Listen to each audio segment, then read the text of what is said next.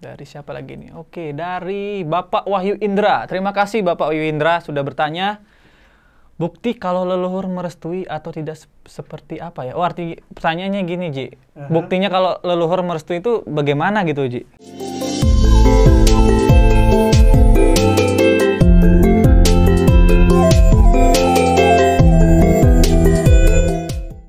Om Swastiastu, pemirsa Hindu Channel.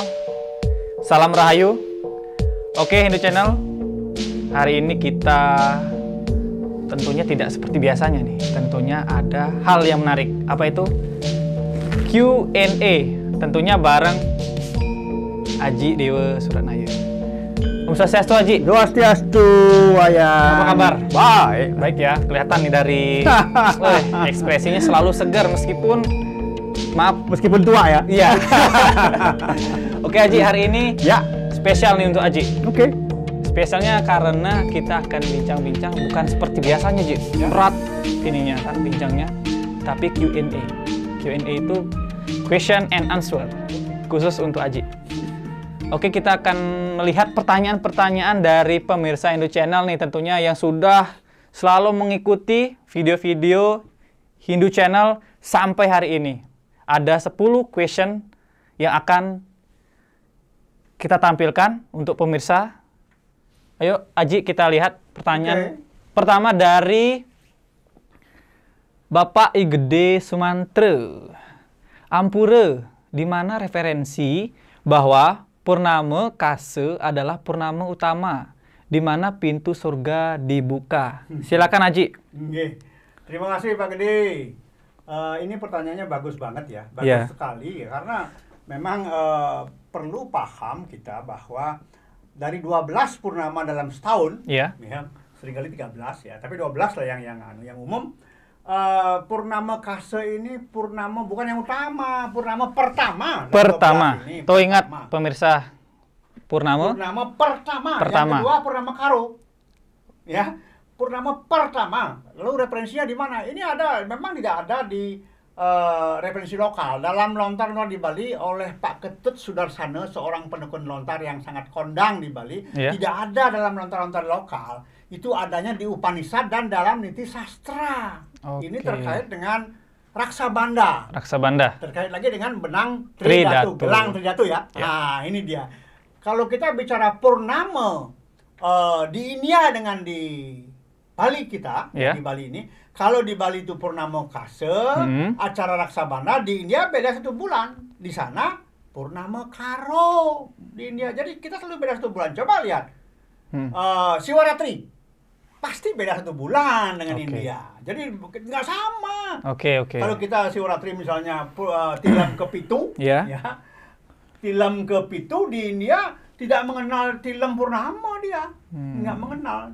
Jadi sebetulnya kalau Pak Gede ingin tahu purnama utama, itu 2 purnama biasanya rebutan di Bali. Ya, purnama ke-4 dan purnama ke-10. Ke-10 ini yang istimewa. Jadi rebutan. Karena apa? Puja Wali di Pura Agung Besakih. Jadi ini katanya menurut beliau-beliau itu turunnya Betara Kabeh. Ini utama nih 4 dan 10. Tapi kalau pertama memang purnama kase, di mana dikatakan saat itu pintu surga membuka dan Dewa Indra melakukan kegiatan, itu ada dalam Upanishad dan dalam Niti Sastra. Itu dia. Oke, Ji, kita lanjut pertanyaan kedua. Ya. Oke, dari Bapak Sri Krishna. Ini akunnya ya namanya ya, Ji. Namanya Sri Krishna ya. Iya, Sri Krishna himself. Gambarnya laki-laki ya, laki-laki ya. Oke, pertanyaannya gini, Ji. Kalau cewek gimana caranya mengendalikan maksudnya Raja Indriya yang liar? Gimana itu, Ji? Nah, gini. Seringkali kalau kita sebetulnya ini sama ini antara laki-laki dengan perempuan, cewek dengan cowok sama saja ya. Jadi begini, yang namanya Raja Indriya itu pikiran. Kita punya 11 indriya. Pikiran ini indriya yang 11. Makanya katakan Eka Dasandriya. 11. Nah, yang pertama ada 5 indriya. Misalnya yang selama ini kita sudah kenal ini, ya. panca jenanendriya atau panca budindriya. Iya. Dari hidung, mata, mulut, kulit, ya ada 5 nih, ya. Dan kemudian 5 lagi panca karmendriya. Jadi 5 indriya yang kita gunakan untuk berkegiatan. Tangan, kaki, kemudian perut, alat vital, kemudian dubur. 5. Jadi 10 kan? Nah, 10 itu dikendalikan oleh si raja indriya ini, yaitu pikiran. Tetapi menurut Sarasa Muscaya, si raja indriya ini juga ibarat seekor monyet yang tidak bisa diam. Melompat ke sini, melompat ke sana, kemana-mana dia. Ini pikiran. Lalu bagaimana mengendalikan si raja ini? Makanya ada yang disebut dengan budi. Ya, bagaimana kita membiasakan menjadi orang-orang yang berbudi. Ya, karena memang pikirannya nggak bisa dikendalikan. Iya, benar. Dan juga kalau Pak Krishna ini misalnya melakukan kegiatan meditasi, agak sulit kalau kita berusaha untuk memusatkan pikiran, fokus, agak sulit. Karena apa? Karena pikiran itu merupakan medan potensial yang tidak terbatas. Begitu kita berpikir tentang Monas, kelihatan Monas itu seperti apa. Nah, artinya apa? Pikiran jangan dipaksakan untuk dikendalikan, tetapi justru dengan pembiasaan, ya, dengan membangun budi, ya, kemudian sopan santun, segala ini akan mengendalikan secara otomatis. Tapi kalau dipaksakan nggak bisa. Nggak bisa ya, Ji? Sarasa Muscaya sudah menegaskan itu, ibarat seekor monyet katanya. Iya, benar. Raja Indriya itu. Nah, Ji, kita lanjut ke pertanyaan selanjutnya. Ya. Dari siapa ya kira-kira? Dari Bapak I Gusti Ngurah Indra. Ya, salam rayu Bapak. Terima kasih pertanyaannya. Om Swastiastu, Ji Dewa katanya. Tongkat seorang sulingge adalah simbol Weda. Nah, kalau tongkat sulingge itu simbol Weda, kenapa sih kepala tongkat sulingge itu berbentuk kepala naga? Kenapa tidak berbentuk Ganesha atau Saraswati yang selama ini kita kenal sebagai dewa ilmu pengetahuan? Nah, ini menarik, sangat menarik ya, Ji. Ini cerdas ini. Iya. Pak Gusti Ngurah Indra ini cerdas. Iya. Ya. Beliau melihat realita yang ada. Ya, kenapa naga? Apa hubungannya dengan Weda? Ya, saya juga sering melihat, Ji. Benar. Iya. Sebuah ide yang cemerlang ini dari Pak Gusti Indra ini ya, ide yang cemerlang. Saya sepakat sekali kalau misalnya tongkat itu, kepala tongkatnya ya, itu berbentuk Ganesha atau Saraswati. Sangat. Tapi kenapa naga? Nah, ini karena naga dianggap dianggap sebagai hewan yang suci. Sangat suci naga itu, ya. Walaupun kita tahu bahwa apa benar naga itu pernah ada. Namun sebagai simbol ya pasti positif dan suci. Itu dia. Jadi hewan yang dianggap disucikan. Kemudian juga kalau kita lihat di Padmasana itu kan ada 2 naga. Basuki naga Basuki dan naga Antaboga. Nah, mungkin ini juga ya para sulinggi kita juga ingin atau mengadopsi ya atau inspirasi beliau-beliau itu muncul dari Padmasana itu. Dan kita kan nggak pernah tahu yang kepala tongkatnya para sulinggi ini naga yang mana ini? Apa dia naga Basuki, apa dia naga Antaboga, atau naga yang lain? Kita nggak pernah tahu. Kalau menurut Aji gimana? Kalau menurut saya sepakat.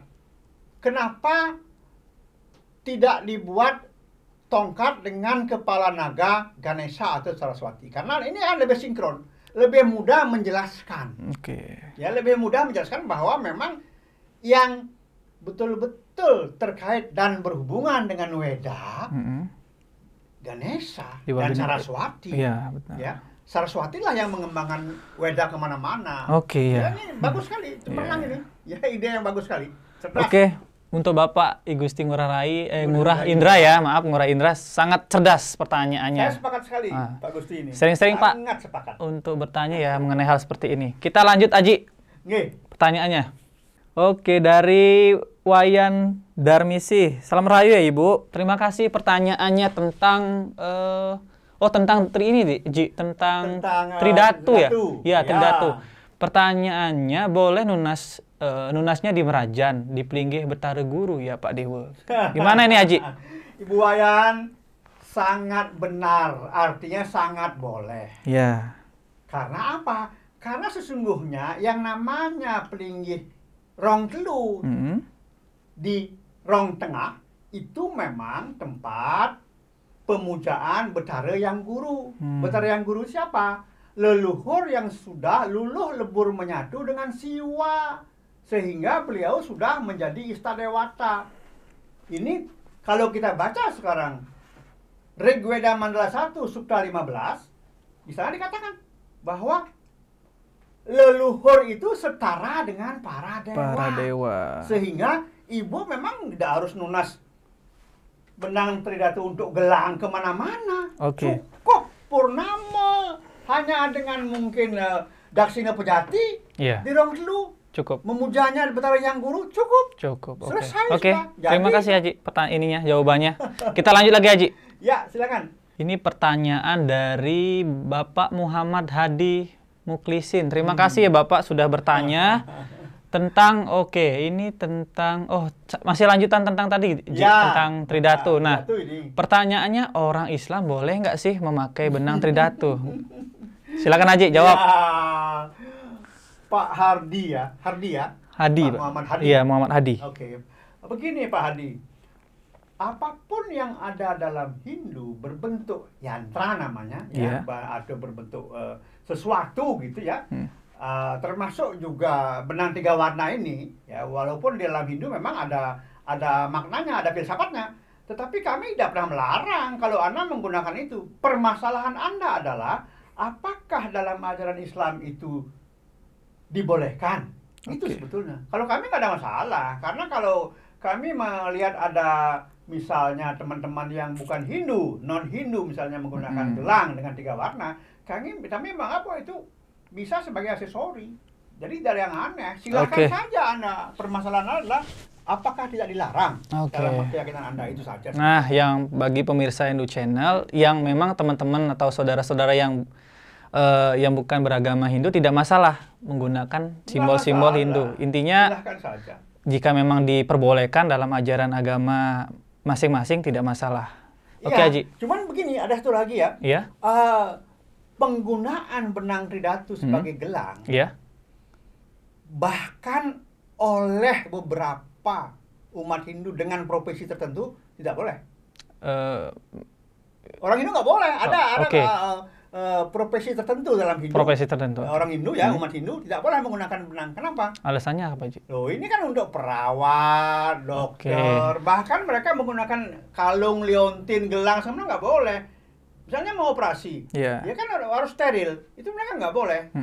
Lalu bagaimana? Karena pernah ada anak perawat yang berkeras, nggak bisa, ini adalah untuk kami harus pakai ini sebagai umat Hindu. Salah, jangan memaksakan kehendak seperti itu. Artinya apa? Kalau dalam suatu kondisi, misalnya sebagai orang perawat, orang bidan, ya, tenaga kesehatan, jangan menggunakan itu, tapi bisa diganti dengan doa. Dan gampang sekali mantra itu. Iya, apa Ji mantranya, Ji? Om Brahma yang apa namanya? Ini Ang Mang sebetulnya. Ang Mang. Om Ang Brahma ya nama, Om Wisnu ya nama, Om Siwa Mang nama. Sudah selesai. Jadi Ang nama, Om nama, Mang nama. Selesai. Nggak perlu. Iya. Untuk kondisi tertentu. Ya, seperti itu. Kita lanjut lagi Haji pertanyaannya. Dari siapa nih kira-kira? Dari namanya unik. Dari Sameong. Ini saya nggak tahu ini laki-laki atau perempuan ini Haji. Terima kasih ya yang memiliki akun Sameong sudah bertanya. Ini pertanyaannya sangat kayak lucu sih. Berarti buta kala artinya malu halus ya. Kalau begitu Panca Mahabhuta artinya 5 malu halus yang besar. Gimana itu Haji? Ya memang kalau Anda melihat dari kata per kata, bisa saja ditafsirkan macam-macam ya, macam-macam. Tapi kita lihat sekarang, pertama makhluk halus. Kalau ada makhluk halus, makhluk kasarnya siapa? Iya. Makhluk halus. Jadi kalau makhluk halus diartikan hanya sebagai makhluk yang tidak kelihatan, belum tentu itu Buddha Kala. Iya benar. Tapi kalau ingin tahu Buddha Kala itu artinya apa? Buddha Kala itu kan kekuatan alam yang mengatur waktu sebetulnya. Ya, alam ini yang mengatur waktu. Apa kita bisa melawan waktu? Nggak bisa. Ini jadi salah satu unsur yang ada di alam ini memang kekuatan alam ini yang menentukan. Makanya kemudian muncul istilah retam, hukum alam. Nah, kalau sekarang bicara Panca Mahabhuta, Maha itu artinya besar, benar. Tapi sebetulnya yang dimaksud Maha di sini adalah 5 unsur pembentuk alam semesta yang luas ini. Nah, itu pemirsa. Ya, Pancamahabhuta Iya. itu. Ya. Oke, oke. Ya. Jadi 5 unsur itu kan ada unsur air, unsur api, atau unsur panas, unsur angin, Iya. unsur eter, ya unsur bumi, ya segala macam 5 nih jumlahnya. Iya. Ini juga ada dalam diri kita. Dalam diri kadang-kadang juga disebut Pancamahabhuta juga, padahal sebetulnya Pancabhuta. 5 kekuatan alam. Oke. Ya. Ada dalam diri kita. Oke, terima kasih Haji jawabannya. Oke. Selanjutnya kita lanjut pemirsa New Channel. Pertanyaan dari siapa lagi ini? Dari Made Suwarnawu. Made Suwarnawu. Terima kasih Pak Made Suwarnawu ya. Pertanyaannya, bagaimana binatang itu disembelih jika tidak untuk caru, misalnya untuk dimakan? Apakah boleh atau berdosa? Begini. Hewan-hewan itu ada di alam ini memang tidak salah kalau diperuntukkan manusia. Oke. Tapi untuk memanfaatkan binatang ini dengan cara menyembelihnya, tentu ada etikanya, ada aturannya. Nggak bisa kita membunuh binatang sekedar untuk melampiaskan keinginan atau nafsu karena hobi membunuh atau menyiksa binatang. Tapi kalau binatang itu untuk dimakan, ya ada aturannya juga. Ya.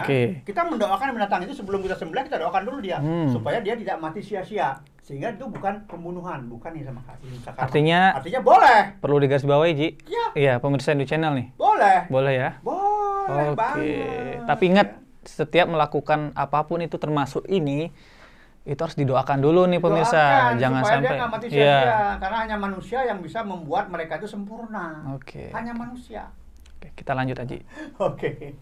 Dari siapa lagi nih? Oke, dari Bapak Wahyu Indra. Terima kasih Bapak Wahyu Indra sudah bertanya.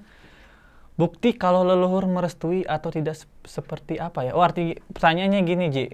Buktinya kalau leluhur merestui itu bagaimana gitu, Ji? Ini kan kalau tidak seperti apa gitu, jadi. Kembali ya. Dalam acara apa kita membutuhkan restu leluhur? Oke. Ya.